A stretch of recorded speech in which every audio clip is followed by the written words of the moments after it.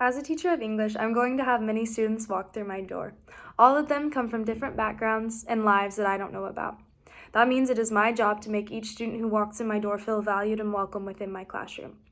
I want to first address that each one of my students comes from different backgrounds, and it is important for me to get to know each of my students personally. I then need to be able to help students see themselves in what we read.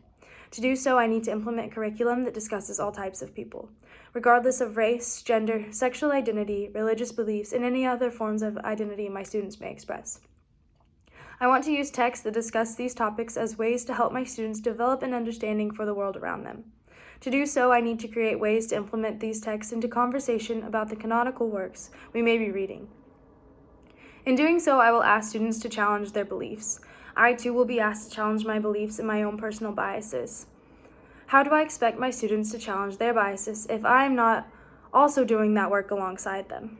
By implementing reading that represents my students, I hope they feel valued and capable to speak up for themselves, not only within my class, but within the world around them. The first principle to implement is literature that reflects my students' personal lives and allows for differences. I want each and every student to be aware of their peers around them, and by allowing for literature that encompasses everyone, it'll be a safe place for my students to share who they are. I think a perfect way to establish this would be in book groups.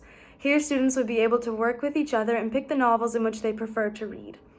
In book groups, students discuss the reading with their peers, and in doing so, they are required to have their own thoughts and opinions instead of relating what they believe their teacher wants them to say. By giving students some freedom in what they read, I believe it will enhance their experience with reading, but also allow them to ask cultural questions and critical questions of the text that they discover. This will engage the students with culturally relevant reading, but will also keep them engaged in conversation with one another, which I believe to be of great importance. To teach culturally relevant curriculum means to also be responsive to students, meaning once I get to know who my students are as human beings, it shouldn't stop there. I need to encourage my students to bring their culture into the classroom so that we have a wealth of knowledge we can learn right from our students. Students need to see themselves reflected in the curriculum I teach, meaning I need to be aware of my ability to integrate this type of cultural teaching throughout the entire curriculum instead of just giving students an extra book to read at the end.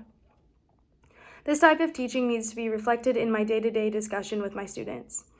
I hope that in everything I teach, I can implement ways for students' voices to be heard. There needs to be places in my curriculum for students to share their own words and reflect on those of their peers. In doing so, it will allow for another space in which my students are seeing themselves represented within my classroom. So not only in what we read do I want to allow for representation, but also in the conversations we have and the writing prompts we encounter. Writing is an important part of the English classroom and also needs to be evaluated for cultural teaching. Giving students a voice is important to me, and I believe that I need to find as many opportunities for my students to speak as possible.